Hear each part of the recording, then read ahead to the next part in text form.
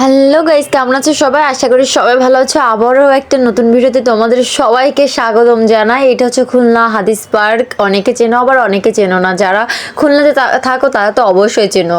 আর হ্যাঁ, আর যারা থাকো না, যারা চেনো না, তাদের চেনার জন্য তো আমি আছি। দেখো, খুলনা হাদিস পার্কের কিন্তু 3টা গেট। প্রথম গেট দিয়ে আমি ঢুকে পড়লাম, দ্বিতীয় গেট তো আমি দেখাবো। দেখো, আজকে কিন্তু হাদিস পার্কে তেমন একটা লোক নেই। হাদিস পার্কে কিন্তু প্রচুর মানুষই থাকে। আর হাদিস পার্কে আমার কিন্তু অনেক স্মৃতি জড়িত আছে।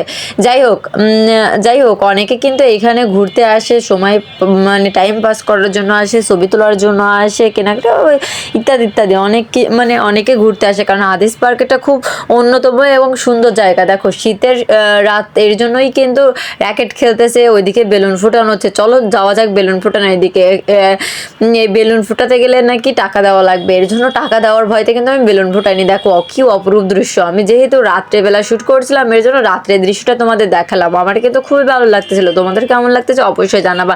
আর হ্যাঁ, এই হাদিস পার্কের পেছনে কিন্তু খুলনা শিশু হসপিটাল। কেউ কেউ জেনে থাকো, আবার কেউ কেউ না জেনেও থাকো।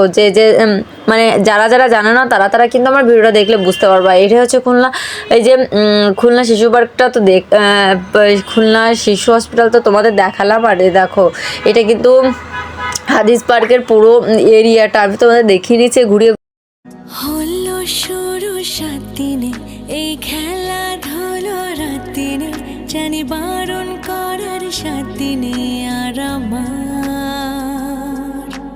তোমার নামের মন্দিরে আর তোমার নামের মসজিদে আমি কথা দিয়ে এসেছি বারবার। বিন্দু থেকে সিন্ধু হয়ে যা,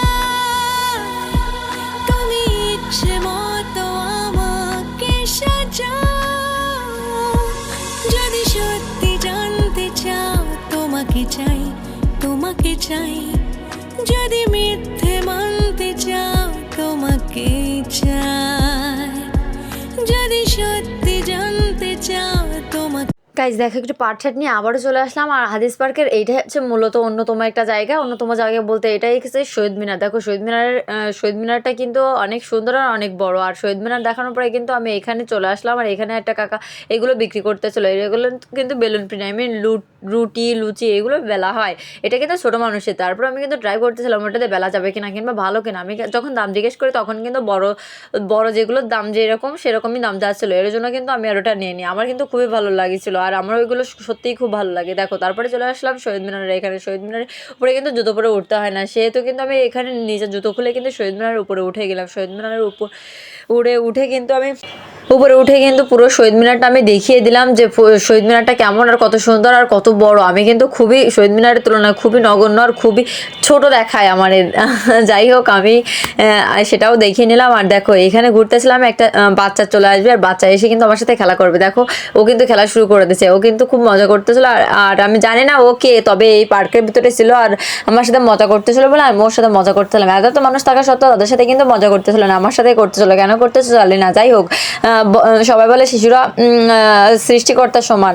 এর জন্য কিন্তু সৃষ্টিকর্তা তাদের ভিতরে থাকে, এর জন্য কিন্তু সে ভালো আর খারাপ মানুষ বুঝতে পারে। দেখো, তারপরে চলে আসলাম ফুলের বাগানে। ফুলের বাগানে বলতে কিন্তু হাদিস পার্কের ভিতরে কিন্তু অনেক ফুল গাছ লাগানো হয়েছে। যেহেতু ফুলের সিজন চলতেছে, সেই ক্ষেত্রে কিন্তু হাদিস পার্কে ফুল লাগানো হবে, এটাই স্বাভাবিক। আর অনেক ফুল ছিল।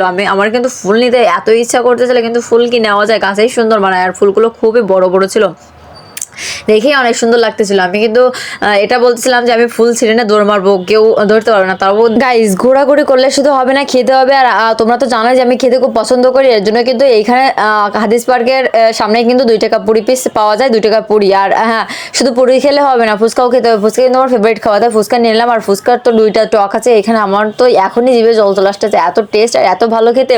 আর আমার ভিডিওগুলো ভালো লাগলে অবশ্যই লাইক কমেন্ট শেয়ার করবেন। আর আজকের ভিডিও এ পর্যন্ত। Thank you so much everyone. সবাই ভালো থাকবেন, সুস্থ থাকবেন, সুন্দর থাকবেন। ধন্যবাদ।